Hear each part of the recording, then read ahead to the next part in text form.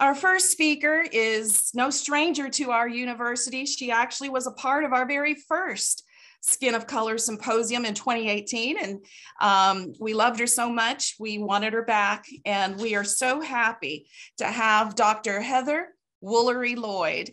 And she is an internationally recognized expert in skin of color. And she's lectured far and wide across the nation and internationally on the cosmetic concerns of skin of color. She completed her undergraduate degree at Georgetown University and earned her medical degree at the University of Miami School of Medicine, and also stayed there for her dermatology training. She participates extensively in clinical research, focusing on skin of color dermatology, and she's very active within the American Academy of Dermatology, the Skin of Color Society, and also serves as the director of the Skin of Color Division for the University of Miami Department of Dermatology and Cutaneous Surgery. Dr. Heather Woolery-Lloyd is going to talk to us today about a very interesting subject that I think all of us need to be aware of. It's something that, especially in dermatology, we deal with on a regular basis, and that is African American hair and scalp disorders. So thank you, Dr. Woolery-Lloyd. Thank you so much. I'm happy to be here. So I'm going to share my screen and get started. This is always a very fun talk for me because there's a lot to be learned. So first of all, I want to thank you for inviting me. I remember the very first meeting several years ago, and I loved visiting Oklahoma. I had never been to Oklahoma before. And even though it's virtual today, I'm really happy to be here. So this talk is on African American hair and scalp disorders. And this is a big part of my practice. I see a lot of hair and scalp disorders. Before we jump in, I want to go over these are my relevant disclosures for this talk. None of these are specifically relevant to hair disorders, but these are my disclosures. And the reason why I think that this lecture is important is for all healthcare providers and those in dermatology, really understanding African American scalp and hair disorders is important, and specifically understanding how hair care practices influence these disorders. So we're going to focus not only on the disease processes, but also on how hairstyles influence these disorders. So our objectives are to review CCCA, central centrifugal cicatricial alopecia, which is the most common type of hair loss I see in my practice, scarring alopecia. We're going to talk about traction alopecia. We'll talk about frontal fibrosing alopecia, which is on the rise, unfortunately, and also discuss the problems that I see in my practice with the use of glue, which is a common way to add extensions to the hair.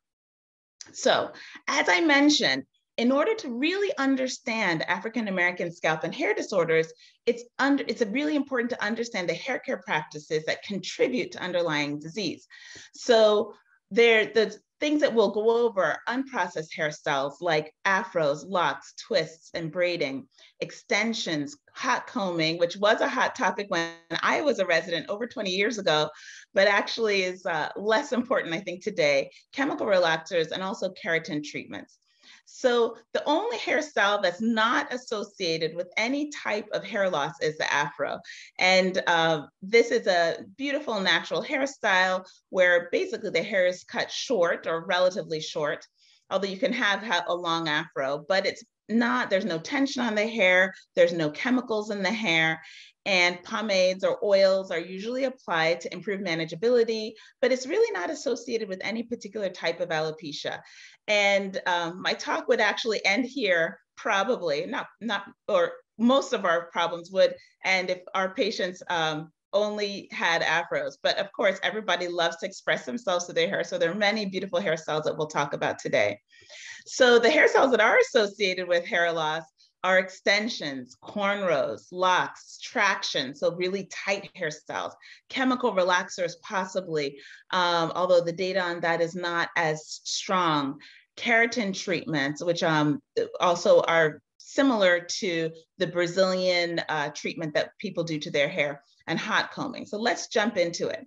So extensions are when the hair is either braided onto existing hair or glued onto existing hair. And it's a common cause of traction alopecia due to excessive tension on the hair. So you see a nice teenager here with her braided in extensions, and these are very long.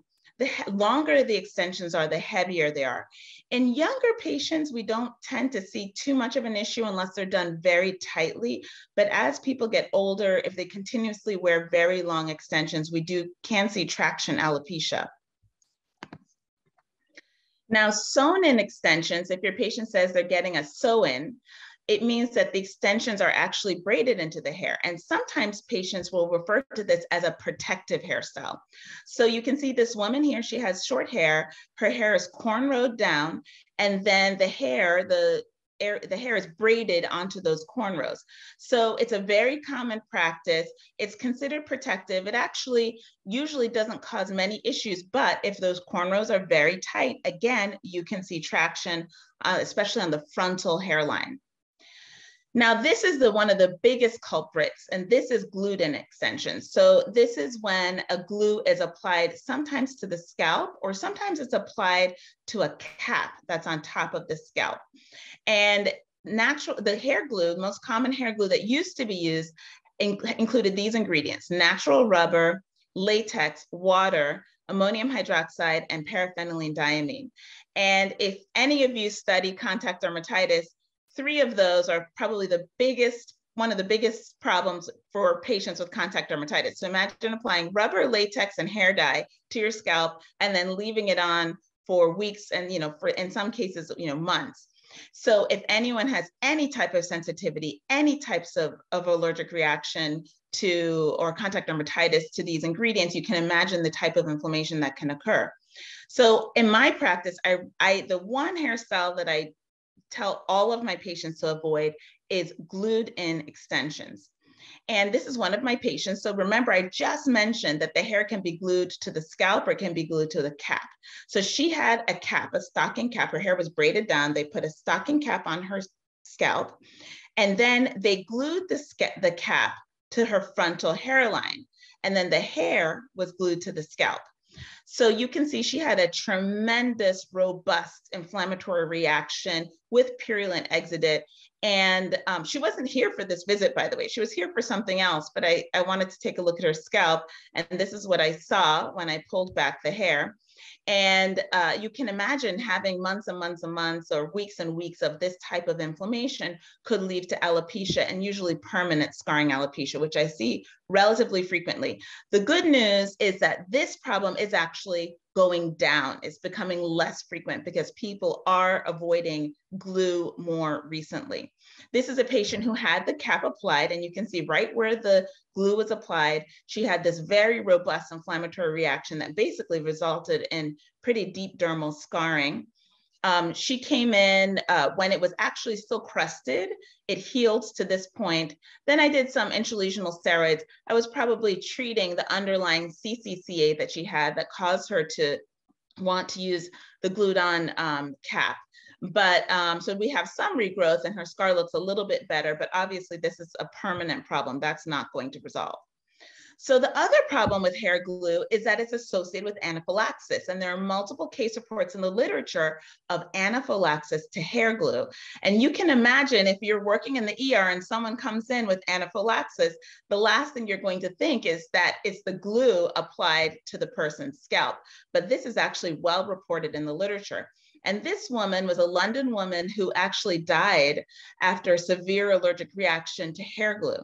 So hair glue is a big problem in my practice, and I always tell all of my patients to avoid glue. So the reasons why we do this is because it can cause irreversible alopecia, but also anaphylaxis. That's a big problem. Now, the old-fashioned glue that I mentioned, the one that I said that has black hair dye, rubber, and latex, what was used most frequently up until around a few years ago.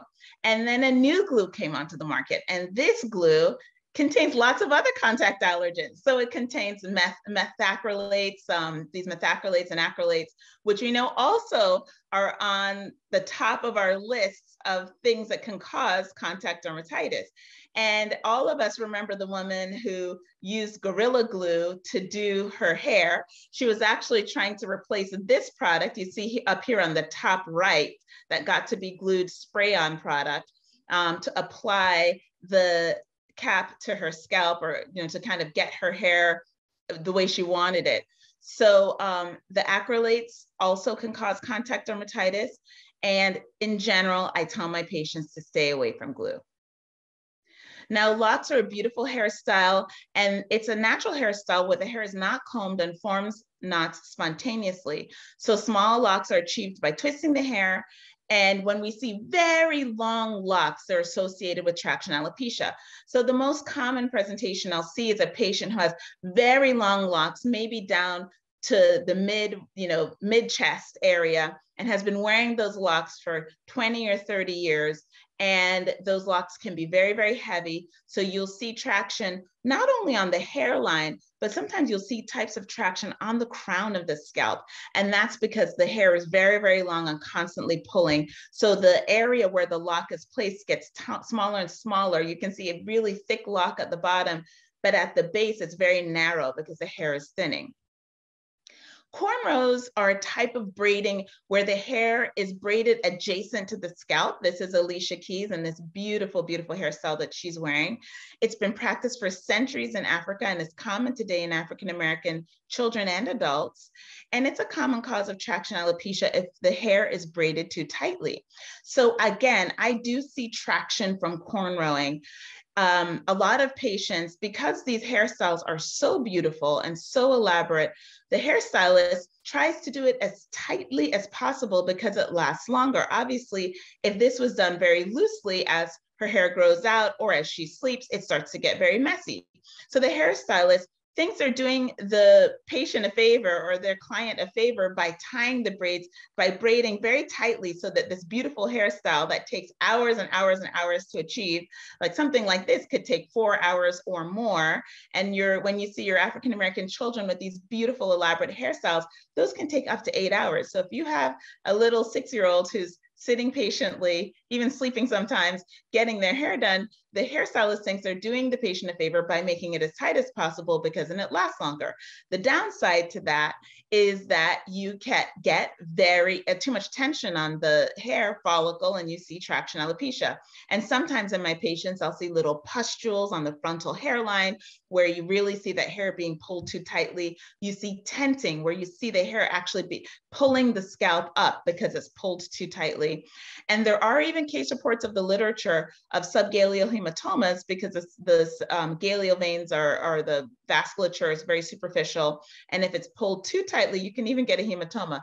Those are just a handful of those reported in the literature. So for my patients who love cornrowing, I just emphasize that we need to not do it too tightly. Even though the stylist is trying to do their client a favor, it really isn't great for the hair when it's done too tightly. One of my favorite quotes is from Dr. Kumalo in South Africa, who says, avoid all hairstyles that induce pain. So a lot of patients after they get their hair cornrowed will be like, oh, I had to take Tylenol that night or Motrin that night. If you have to take a painkiller, it's a little too tight. Now, move on to multi-tufted braiding. Now, this is just multiple ponytails, very, very common hairstyle in young children. And it is a common cause of traction alopecia. When the ponytails are too tight, this usually see the traction on the frontal hairline. And that is something that we see in kids more than adults. The only time we see it in adults is when women wear high ponytails, so a very tight high ponytail can cause traction also. Chemical relaxers used to be utilized by the majority of African-American women, but now with the natural hair movement, they are less frequently utilized. I don't have updated statistics on that, but probably less than 50%. But they basically, a chemical relaxer uses various chemicals to break the disulfide bonds and to chemically straighten the hair. So you can use sodium hydroxide or guanidine hydroxide, and basically they break the bonds. The relaxer is combed into the roots of the scalp. So this is a chemically straightened hair. It's permanently straight. It will not revert back to its naturally curly state. So this is permanently straight hair, and the relaxer is only applied to the root. It's combed through, and then it's repeated at 6 to 12-week intervals only to the new growth. So there are two types of chemical relaxers. There is sodium hydroxide, which is the most effective. It's sometimes called a lye relaxer because it is sodium hydroxide. And then there is guanidine hydroxide, which is the popular no-lye relaxer. So some people will say, oh, I'm doing a no-lye relaxer, or I'm doing a kitty perm. When you hear the person say, I did a kitty perm, that means they use guanidine hydroxide. And guanidine hydroxide theoretically is a little bit less irritating to the scalp. So it can be left on the scalp longer, and it's usually sold in the at-home kit. So people who do the relaxers at home that they buy at the local store, their beauty supply store or drugstore, is something that they do at home. So it's less irritating, but it can be a little bit more drying to the hair, probably because people leave it on longer. Lye relaxers are very irritating to the scalp. So they start to burn the scalp pretty quickly and are washed out relatively quickly. So the hairstylist has to work quickly to straighten the hair. With guanidine hydroxide, there's a little more wiggle room. The downside of that is it can be a little more drying to the hair. And then there's thioglycolates. These are the chemicals that were used in curly perms that were popular in the 80s when everyone had curly hair. These are typically very drying and not typically used in people of African descent because they're generally not compatible. They would cause breakage. So what happens when women chemically straighten their hair? Well, the cysteine decreases in the hair shaft. So cysteine, as we all know, is a component of the disulfide bonds, and they're responsible, the cysteine content in the hair is it's not solely responsible, but plays a big role in hair strength. So when you look at relaxed hair, so people who have chemically straightened hair, the proximal hair closest to the scalp has a 50% reduction in cysteine compared to untreated natural hair. So if you take natural hair that's never been exposed to relaxers, the cysteine levels are normal. If you chemically straighten the hair and you just sample the root of the hair, there's a 50% reduction in cysteine. And then if you sample the distal hair, and that hair theoretically has been exposed to the chemical multiple times, you see a 75% reduction in cysteine compared to untreated natural hair. And this level of cysteine reduction is similar to those seen in trichothiodystrophy. So the take home is in natural hair, the afro that I started my talk with, there's no change in cysteine between the proximal hair and the distal hair. The hair is healthy and much stronger. Whereas in chemically relaxed hair, the cysteine levels decrease and it correlates with fragile, damaged hair. So when women do chemical relaxers, they can cause, the relaxer or chemical can cause a superficial self-limited burn to the scalp if left on the scalp too long. But they can also cause significant breakage. And some people call this a chemical alopecia. Some people call this acquired trichorexis nodosa. So this is breakage from a chemical relaxer. This is one of my patients who saw me. This slide is probably 10 years old. So she saw me over 10 years ago. She came in and she said she got her hair straightened. You see her straight hair on the outside, and on the inside or the posterior scalp, you can see that all of her hair broke off. She said they did her hair, when they washed it, it all just fell into the sink. And that's because probably, as I mentioned, that problem with the cysteine. So this can happen and people can have a lot of breakage. Now, the good news for her is that this didn't really affect her scalp. It affected her hair. So I saw her many years later. You can see she's gray here and all of her hair grew back, but she stopped doing chemical relaxers, and you can see this is her natural hair. Now, the keratin treatment is sometimes called the Brazilian blowout. And this is a treatment that causes lots of systemic side effects. So the original Brazilian blowout was developed in Brazil, and hairdressers used to do this treatment in front of an open window with a fan blowing because there was so much formaldehyde in the processing liquid that it was basically toxic. So in Brazil, there were multiple reports of hairdressers, becoming very ill and even dying from being exposed to high levels of formaldehyde. In the US, in one report, the FDA reported 47 complaints, and they included respiratory complaint, blisters, hair loss, nosebleeds, headaches, vomiting, and hospitalization.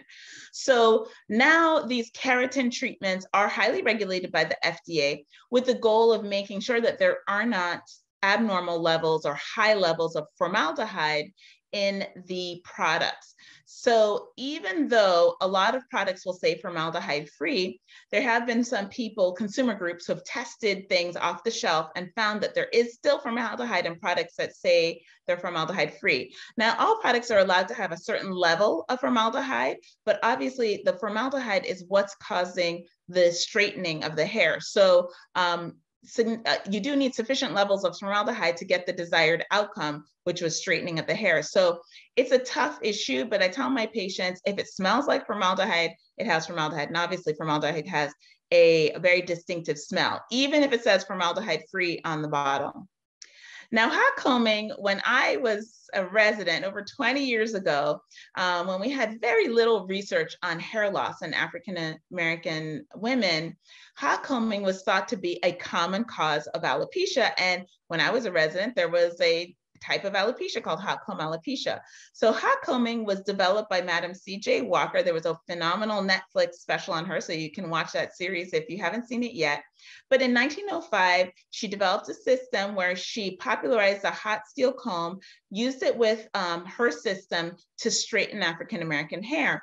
And using this system and by marketing this system, she became the first woman millionaire of any race on record in the United States. And she became, very prominent in the community and was very philanthropic. And so you should read about her or watch the Netflix series because it's absolutely fascinating. And what hot combing is, or sometimes people will say pressing, is when oil is applied to the hair and then the comb is heated up to over 300 degrees Fahrenheit and it's combed through the hair. And this temporarily breaks the disulfide bonds to straighten the hair. So when the hair is wet again, it basically reverts back to its naturally curly state. So it's not common in people who live in very humid climates like Miami, which is where I am, because it doesn't stay for very long in humidity. But in the past, it was implicated as a cause of scarring alopecia because at that time, researchers thought that the hot oil dripped onto the crown of the scalp and that hot oil was burning the scalp. And they thought that that's what was causing the alopecia, what we now call CCCA. Now we know that hot combing, it's never been associated in any study with CCCA or scarring alopecia. The newer version of hot combing is the silk press. So this is what most women do now. And basically it's because these flat irons have become very popular. And so this is just an easier way to do it. But you can see that the stylist is combing the hair and then using this flat iron to straighten the hair as she goes down. So in this method is not really associated with any particular type of hair loss, but it can cause breakage because we do know that heat damage causes your hair to become more fragile. So people who use silk presses regularly will have much more fragile hair than people who just keep their hair in their natural state. So this leads us into central centrifugal scarring alopecia, also known as central centrifugal cicatricial alopecia, or CCCA. And this is a progressive scarring alopecia on the vertex of the scalp. We didn't really know the cause, but I'm going to present some new research that suggests that it might be hereditary. So the prevalence in one series was 2.7% in South Africa, 5.7% in a North American series. And although in the original description of CCCA, there was no inflammation, in our current practice, patients often say that this hair loss is preceded by tenderness, burning, stinging, papules, or pustules. Sometimes my patients will say it feels like fire ant bites on their crown. So you can have a lot of sensitivity, but there definitely are patients who have absolutely no symptoms. They just see this progressive thinning on the crown of the scalp. So what's new in CCCA? Well, this is a nice study that was published and it looked at 14 index African families in South Africa. And there were 31 immediate family members participated in this initial screening, and there were mainly women, but there were some men, so I think that's interesting.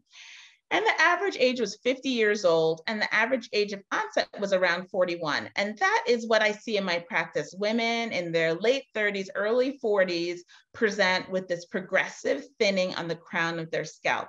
They did biopsy these patients, and all of them had histologic features of CCCA. And in their analysis, they found that it suggested an autosomal dominant mode of inheritance. So this is probably an autosomal dominant disorder. And the big take home here is that it's not caused by any particular hairstyle. I think that women who are predisposed to CCCA develop CCCA, even if they wear an afro. It is something that I've seen in patients with natural hair who don't process their hair, don't straighten their hair, don't use braids or extensions, any of that. And you can still develop CCCA. And of course, in the study, there were some men, and men can develop CCCA, and they generally are not straightening or processing their hair. So I do tell my patients that it does tend to run in families, and most patients will say, my sister has this, my aunt has this, my mom has this. So keep that in mind. I do think hair grooming practices can exacerbate it, and this is what this study found. So there is a way to measure the hair loss, and that's the central hair loss grading score. And when you have a higher central hair loss grading score of greater than 2, in this study, they found that those patients were more likely to have done frequent braiding or weaving. So 48% of patients who had a higher grade of hair loss had done braiding or weaving, and 29% gave a history of braiding or weaving on chemically processed hair or permed straightened hair.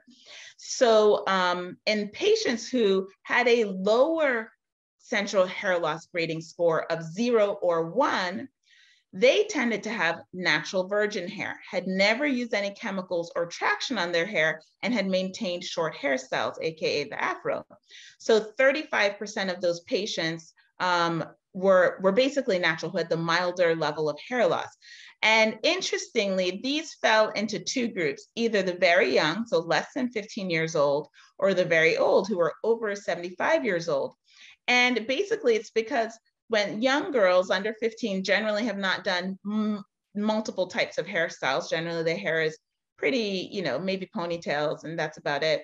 And older women had escaped all of the hairstyles that are very, very popular right now. So, the glue, the extensions, the braids, all of those things that I've been talking about today were not as popular, let's say 40 or 50 years ago.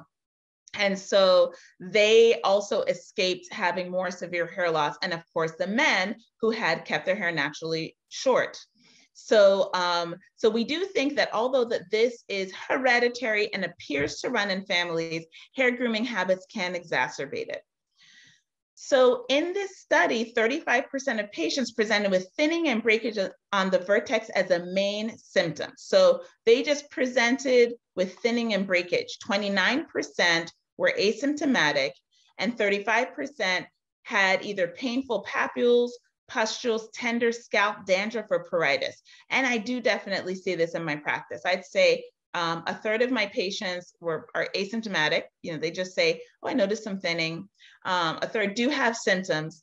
And then I do see people who present with breakage. So what's the key take home here? If you see a patient who comes in with breakage on the crown of the scalp, that's their only symptom. You don't see hair loss, you don't see thinning, you just see breakage.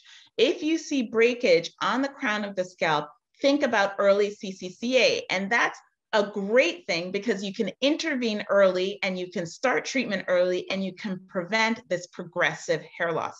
So the genetics studies, there's another study with 16 subjects with CCCA in South Africa, and they found mutations in the FAAD3 gene, which encodes a protein that's essential for proper hair shaft formation. And they saw reduced gene expression, they saw abnormal intracellular localization of the protein and decreased enzymatic activity. So this gene may be important in patients with CCCA. So when you look at all the studies, you look at things that have possible associations and no associations. So possible associations, when you look at these studies, they're kind of big survey type studies looking at people with CCCA. And the possible associations are traction, people report a history of damage, cornrows, braids and extensions, a family history, as I mentioned, a history of tinea capitis, which I think is interesting, use of hair dyes, and type 2 diabetes.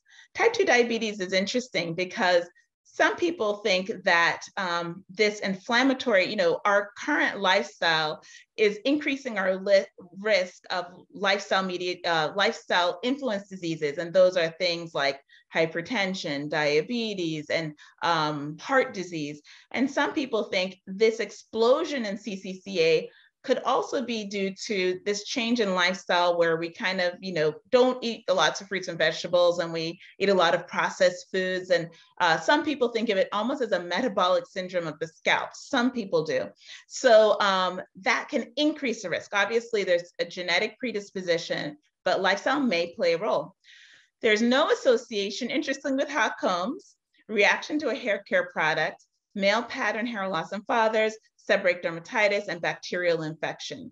So what about relaxers? So most authors do suggest stopping relaxers.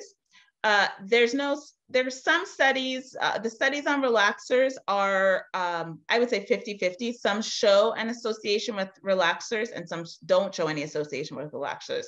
So I don't think we've teased that out, but obviously if you have an inflammatory condition on the crown of your scalp, applying a chemical probably won't help. It probably won't help. But if a patient doesn't want to stop relaxers for whatever reason, they can apply a base of the scalp, which is a thick petrolatum ointment prior to relaxers, and decrease the frequency of relaxers or touch-ups. But most people do recommend stopping relaxers, and now patients are very, very happy to stop relaxers. Years ago, it was much harder to convince a patient to stop relaxers, but now it's pretty straightforward. And actually, most patients stop relaxers before they come in to see me because although it's not a clear cause, they intuitively know that applying a chemical doesn't help, especially if you have burning and stinging and symptoms. So how do we treat CCCA? We treat it with intralesional triamcinolone, 4 to 5 milligrams per cc. I do it around every 6 to 8 weeks. 4 weeks at intervals if the patient is extremely symptomatic, itching, burning, and sensitivity, but otherwise every 6 weeks. I do that for a series of 3 to 5 treatments or until asymptomatic. But I tell the patients, if you become symptomatic, please come back. We can start this again because my goal is to prevent all inflammation. Now, we also can use clobetasol or any class 1 steroid topically, halobetazol. So all of the class 1s are excellent. If the patient has stable disease, completely stable, no inflammation, sometimes I add in some minoxidil. That can help with the coverage because it can cause some fine vellus hairs to grow. It's not going to cause thick, coarse, long hairs to grow, but maybe give you a little bit of coverage. If the patient is extremely inflamed, so itching, burning, sensitivity, papules, and pustules, we do oral antibiotics. Usually I use doxycycline, 100 to 200 milligrams daily, but rifampin and clindamycin combined have been reported. And then again, if they're stable, you can consider PRP, which is platelet-rich plasma. And I'm going to present some information on that. Metformin, 10% topical solution, has also been presented as a treatment or reported. And then there's less evidence for hair vitamins to treat hair loss, but you could consider biotin, which may strengthen existing hair. So when I see a patient with CCCA, I explain to them everything I've told you in this lecture. So I say this is likely hereditary.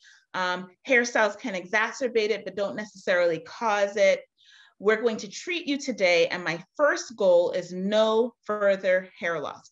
So I think if you see me 10 years, we see each other for 10 years, and your hair looks like it does today, 10 years from now, that is a treatment success. Why is that a treatment success? It's a success because the natural progression of CCCA is to grow. It starts small, and that circle expands. That's why it's called centrifugal.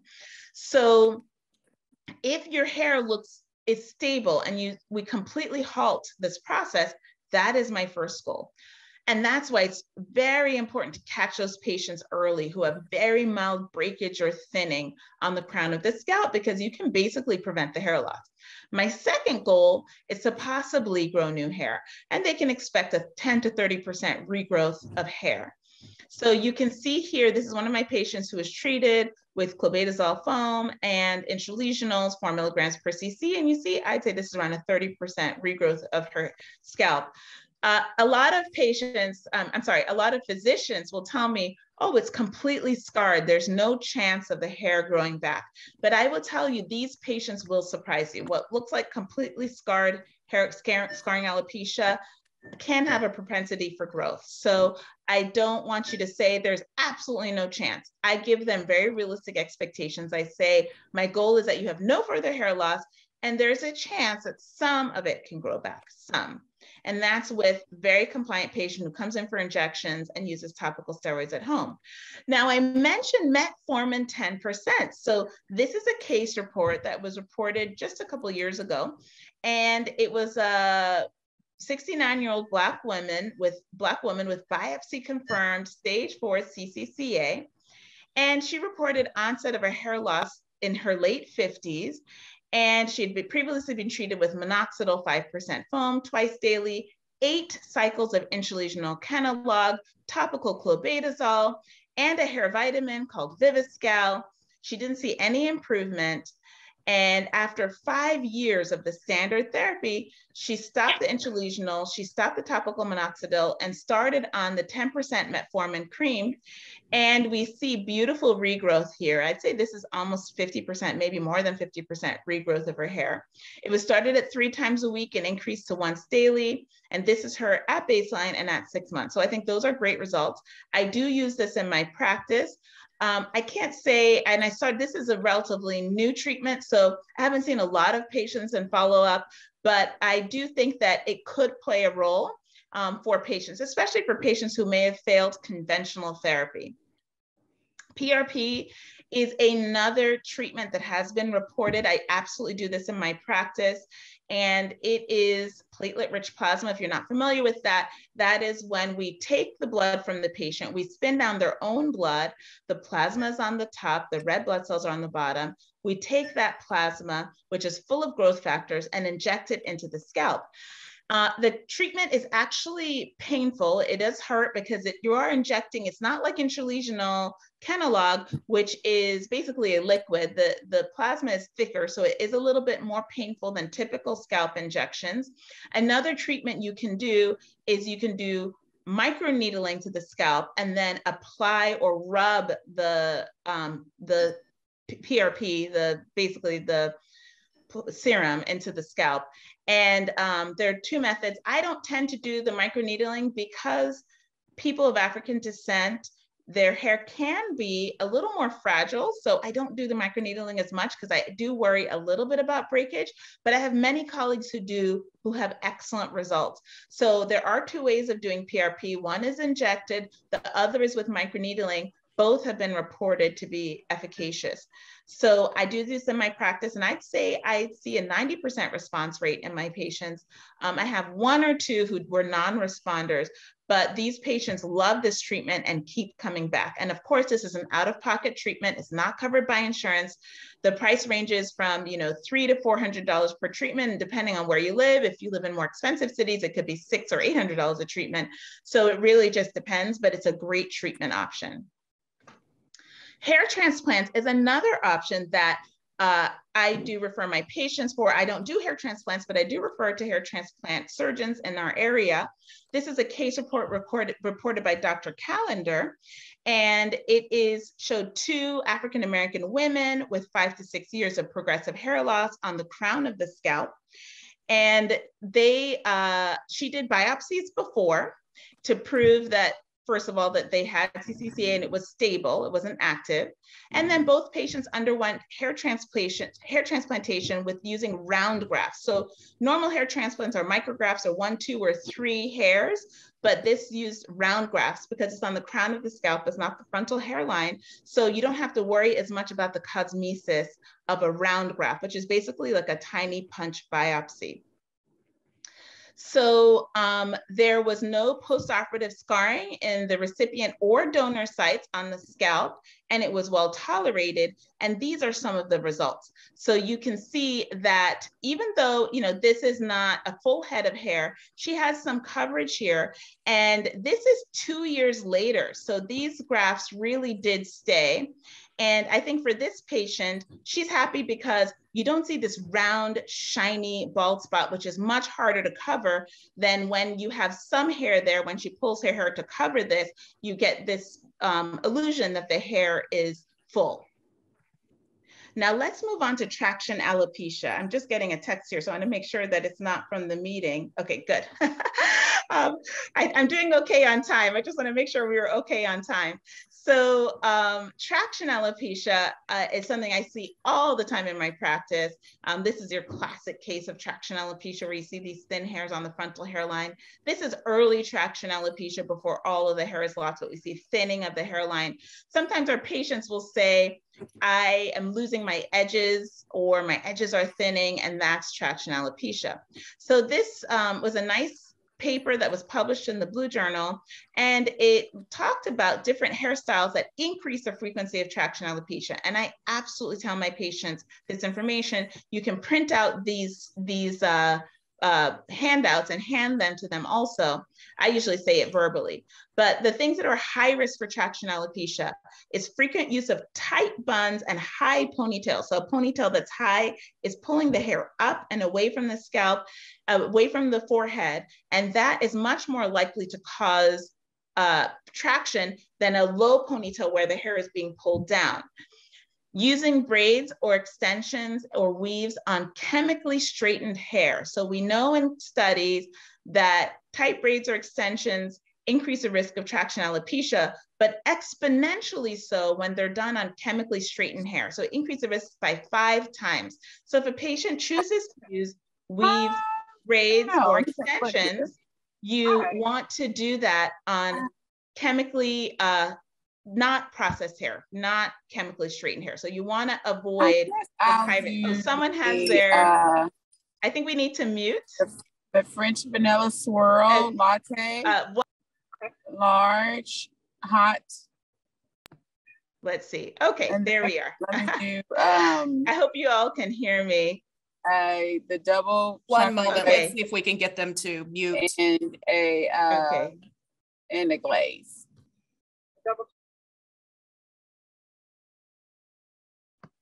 Let's see.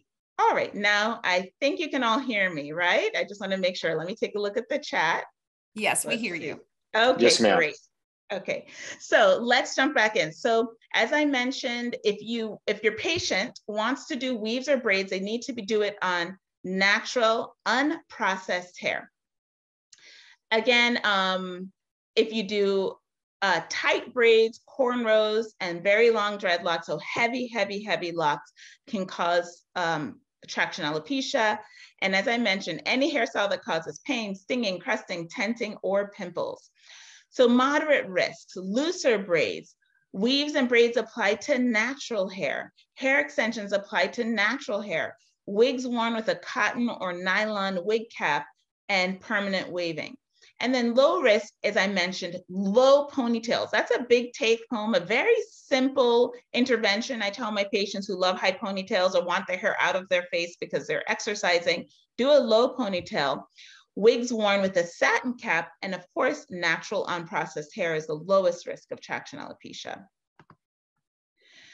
So I won't go into all of this in detail, but these are nice little tips you can tell your patients. So you can print this handout and give it to your patients. So, and the reference is down here at the bottom. You can print that out.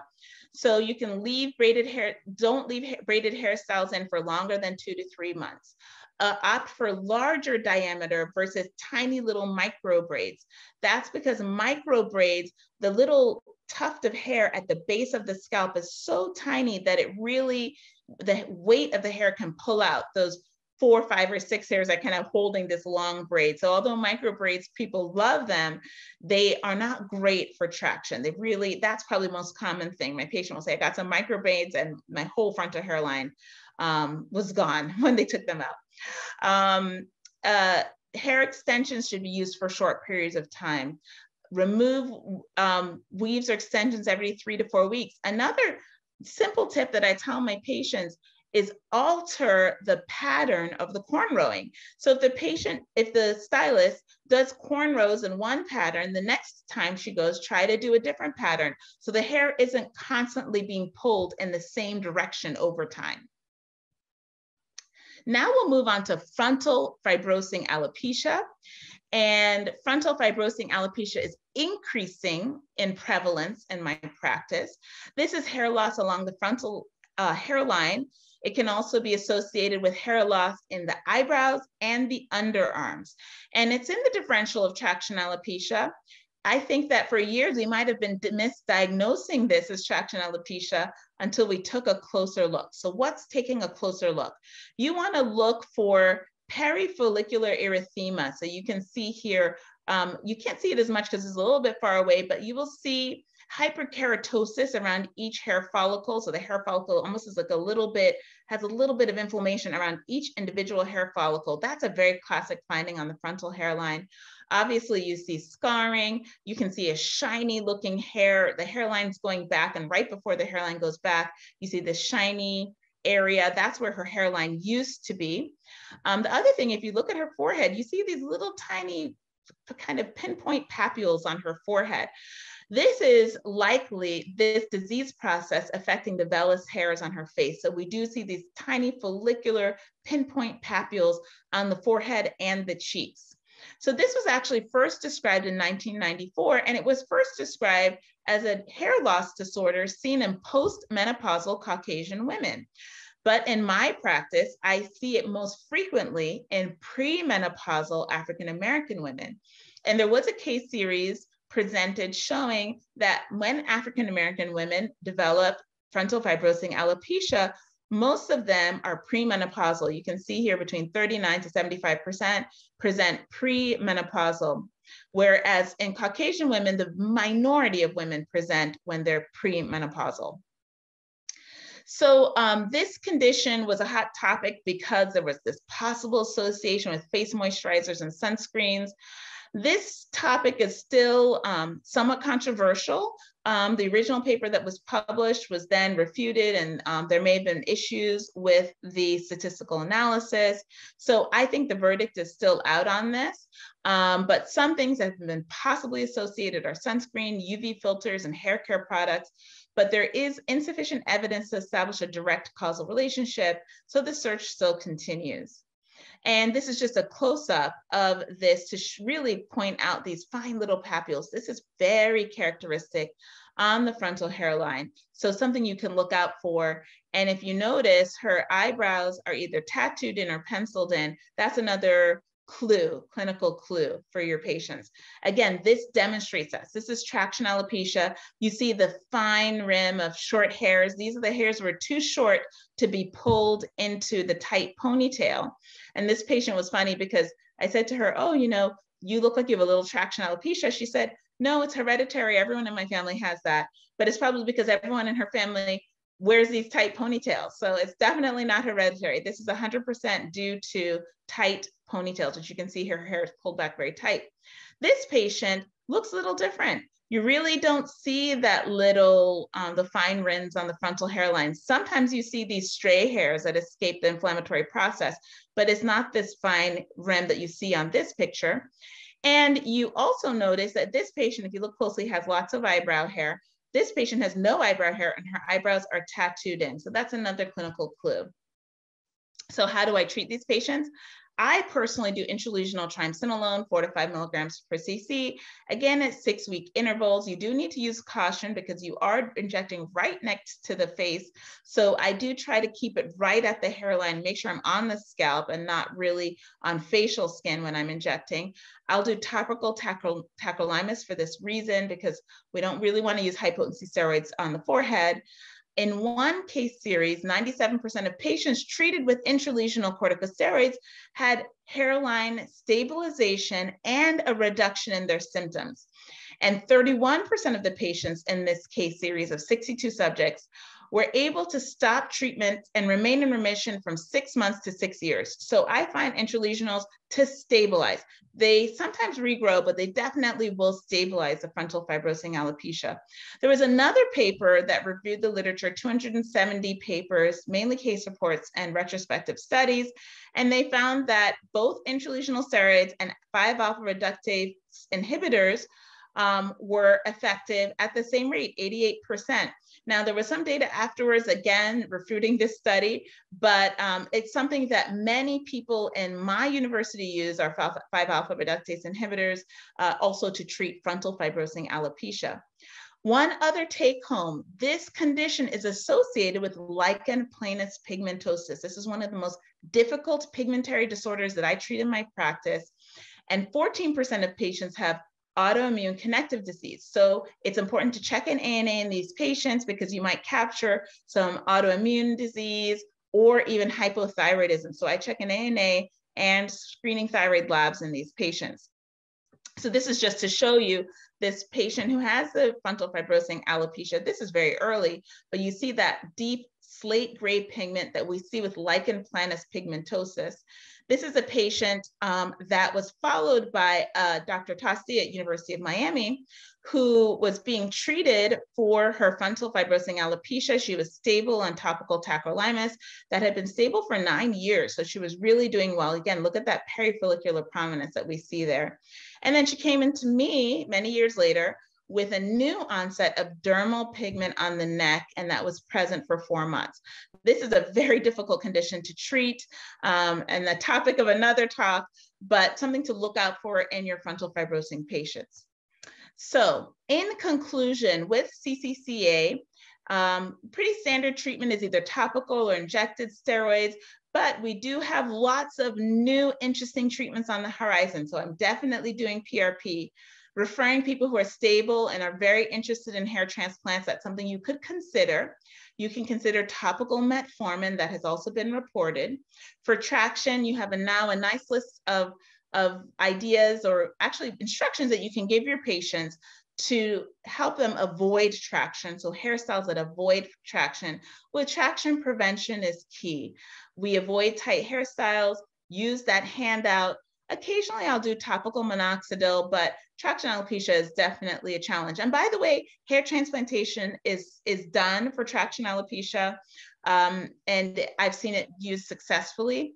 And the other thing I've seen used more recently, and I'd say in the last 6 months, is where plastic surgeons actually change the hairline. So they'll cut out where the traction alopecia scalp was, that affected scalp, and actually bring the hairline down. They call that hairline lowering surgery.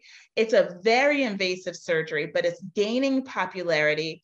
I'm very active on social media, and it's very, very popular right now on social media for people who have traction. That's something that I think is on the horizon, that's brand new. We'll see how that works long term. My biggest concern is scarring, because obviously our patients of African descent are at higher risk of scarring. Frontal fibrosing alopecia, this is not uncommon in Black women. We used to think it was, but it really isn't. It's common in premenopausal women. Look for lichen planus pigmentosus, check the ANA, and you can treat with intralesionals, 5-alpha reductase inhibitors, topical steroids, and topical calcineurin inhibitors. And most importantly, big take home, advise your patients against glue due to the risk of scarring alopecia and anaphylaxis. So thank you so much. I think I do have time for questions. I'm going to stop sharing my screen here and see what kind of questions we have. Okay, so. Yes, and we have a chat monitor that can even also ask those questions for you. Okay, great. So I will look in the chat because I do see quite a few questions here. So I'll start at the top. Okay, so it says, do you use immunosuppression modulation such as hydroxychloroquine for CCCA? I personally don't use a lot of hydroxychloroquine, but I have many faculty members at my university who do use hydroxychloroquine. I think it's great for hair stabilization. I tend to use a lot of intralesional steroids. I like them because I can pretty much guarantee they stop symptoms. So when people complain about itching, burning, and sensitivity, I can pretty much guarantee that will improve with intralesional steroids. So I don't use them as much. I don't use hydroxychloroquine as much, but definitely a common treatment that is utilized by other colleagues of mine at the university. Okay, so the next question says, if a CCCA patient is no longer experiencing inflammation and their inflammation is under control, is it okay for the patient to seek hair transplantation option, or is that treatment option ever recommended? I do have sent patients for hair transplants. The surgeons are very careful. So those surgeons will do biopsies, they'll optimize the hair growth with other methods. They don't jump into surgery. So the surgeons who do a lot of hair transplants in Black women with a history of CCCA, because there is a point for many of these women where this disease basically, quote unquote, burns itself out. So there's no more active inflammation and the process is over. And I do have surgeons in my community who will do hair transplants, but they do spend some time. It's not like the first day they go in for their visit, they get a hair transplant a week later. I think the surgeons really want to establish that there really is no inflammation in the scalp, and this is a burnt out disease process. Once they have established that, they have reported good results. Okay, wondering about low dose oral minoxidil rather than topical. That's a great question. So I have used low dose oral minoxidil in patients with non-scarring alopecias and occasionally scarring alopecias. It is an effective treatment. There's only 2 problems with it. And that's usually the 5 milligram pill, and people take a quarter of it, so a tiny, tiny dose of minoxidil.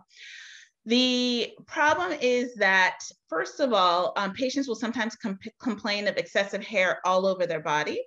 And that is actually how topical minoxidil was discovered. So I used to work with a doctor, his name was Dr. Khan, and Ginter Khan, and he was a dermatologist on faculty at University of Colorado when he was a young faculty member, and they were doing the clinical trials for minoxidil as a blood pressure medication. They called it a derm consult because the women and men, but women primarily, were complaining of excess hair growth all over their body. So Dr. Khan and his resident crushed up the pills, put it in a 2% alcohol solution, and applied it to their forearm every day underneath a Band-Aid. And they found that this 2% alcohol solution caused hair growth. It actually caused a little contact dermatitis in Dr. Khan, so he stopped because some of our patients do get irritated by minoxidil. But his resident, after several months, had a thick patch of hair underneath that Band-Aid. It's a very interesting story. You can read about it online, but basically the pharmaceutical company filed the patent after he reported it to them and did not put him as an inventor, and developed the drug, over years. And meanwhile, he was fighting along, and in the end, they settled for an undisclosed amount. But that was actually discovered by a dermatologist that I used to work with here in Miami. So low dose minoxidil absolutely will grow hair, but the side effect is hair all over the body. And because I practice in Miami, and this is a very, a place where people, their arms and legs are exposed, and this is a sunny climate, a lot of patients don't like that side effect. Now, the next thing says, Nicole has 2 questions. Oh, you did ask them. It says, how many rounds of intralesional Kenalog do you typically do for CCCA? So I do treatments every 6 to 8 weeks for a series of 3 to 5 treatments, or until asymptomatic. And if they are asymptomatic, but they regain symptoms. So 6 months later, they start itching and burning, I tell them to come right back in. So I always treat symptoms. The next question is, how much does the 10% metformin cream typically cost? It's $60. I use a compounding pharmacy that makes a solution, not a cream. And it comes either in like a dropper tip or a sponge pad tip. And patients have used it with really no problems, and it's relatively affordable at $60. Other than the systemic concerns for formaldehyde and Brazilian blowouts, should we be concerned about hair breakage and scalp scarring? Anything that breaks those disulfide bonds is going to weaken the hair. Now, I don't think a study has been done to look at the cysteine levels in keratin-treated hair, but I do think I can say from my personal experience, my patients will say that they have some breakage from keratin. That being said, a lot of them still really love this process because it makes their hair so much more manageable. So they're willing to trade the little bit of breakage for the improved manageability. So, you know, as I mentioned, I'm in Miami, a very humid climate. And so frizziness is a big problem here, and keratin treatments really reduce frizz. So our patients here in Miami do like this treatment. But there is a concern. Most patients do report some breakage, but they're willing to do that trade-off if they love keratin treatments. Okay. Have studies explored the scalp microbiome? Oh, I love this question from CCCA, and even the mast cell mechanism. So the microbiome is something that I have a real interest in. I think that we underestimate the role of the microbiome. No, and to my knowledge, studies have not looked at this, but this would be a great study to see the differences. Now, I always do emphasize that CCCA is likely a genetic condition that your patients have a predisposition to, and then other factors can influence it. I really make sure to tell the patients it's not their fault. Don't say you're doing this to your hair, or it's because you did this or because you did that. I really do take the blame off of the patient because it isn't their fault. It most likely is a genetic predisposition, and hairstyling techniques can exacerbate it. So no one has studied that. And let's see, and the mast cell, that has been studied a little bit, but I'm not as familiar with the outcome of the studies. Okay, so if only symptom is hair breakage on the crown and concerned about early CCA, is biopsy helpful, or do you just start empiric treatment?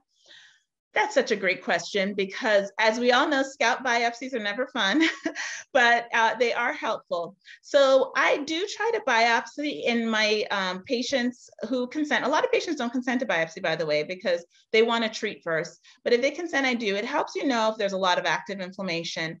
But for a lot of my patients, CCCA is a clinical diagnosis. Now, you can miss things. I will tell you that you can miss things. If you see a lot of scale, that can be, you know, tinea capitis. I've definitely had a patient who presented with what looked like classic CCCA, but she had scale. She did have a slightly more scaly scalp, and when I biopsied it, it was tinea capitis.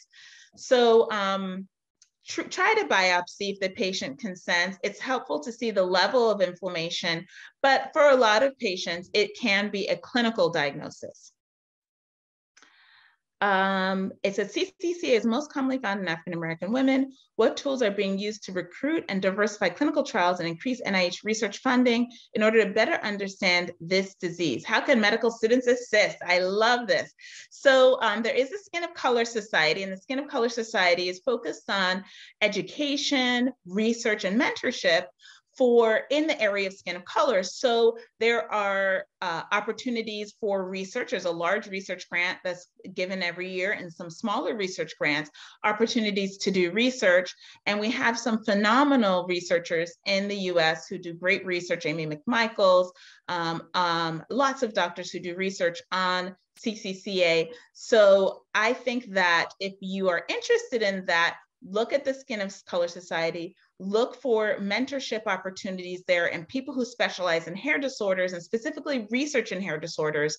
And that's a good place to start. Topical metformin, to go along with Courtney's question on price. How often do you have patients use it? And can most compounding pharmacies make it, or is there a specific pharmacy? So I use a pharmacy called Hairstem, which is like, it's based off of, I don't even know where it's located. You find it online. But I think most pharmacies could make it. I have the patients use it once a day. And I think that answers the question. Is scarring alopecia from hair glue primarily due to inflammatory contact reaction or tension of the scalp and the hair shafts? Can hair glue cause scarring alopecia in the absence of contact reaction? You know, that's a good question because I don't think it's been studied, but my gut reaction is that most of the people who have reactions to hair glue, it's an inflammatory allergic contact dermatitis. They report burning, stinging, and irritation. The second possibility, though, and I will say this, is they'll say they didn't have the right solvent, because to remove the glue, you have to dissolve it. It's glue. And so they'll say, I didn't have the right solvent, and so I kind of pulled it out. So there is a mechanical component to hair loss from hair glue when the glue is not dissolved properly, and the patient kind of gets desperate and basically kind of starts to tug more than normal. So it is a lot of damage. It is a lot of mechanical damage too, in addition to the allergic contact dermatitis. But those very brisk reactions that you saw in those images, that is truly an allergic contact dermatitis, and maybe even a component of irritant contact dermatitis. I love the latte, sounds delicious. So let me see if I see more. Can men with thinning hair use metformin for hair growth? Can it be purchased over the counter, or do you need an RX? You do need a prescription. I'm not familiar with research on men using it, so that's a great study for medical students who are out there listening. And but you do need a prescription. As I mentioned, it's around $60 at the pharmacy I use. Some of my African-American patients don't like the vehicle of minoxidil. That's a good point. Oh, I'm going over, I'm so sorry. So this might have to be our last question. So the vehicle, do you have suggestions? Yes, that's a great question. So there is an over-the-counter 2% called Minival. I'm not sure how to spell it, but I think it's Minival. And it is a 2% minoxidil oil. And so patients do love that. And that one does also work. I don't know if it's easy to find. I've never looked for it, but a lot of my patients buy it at their beauty supply store. So I know I'm a little bit over. Should I wrap it up right now? I think we're good. Any final thoughts? I just wanted to thank you for inviting me. This is such a fun talk to give, and I hope everybody learned something new. And I'm looking forward to a great symposium for the rest of the day. Excellent. Virtual applause. Thank you so much. We always enjoy your talks, and they're so enlightening, easy to understand. And I think every one of us can glean some new things out of this. So I know I did. So thank you so much. Thank you.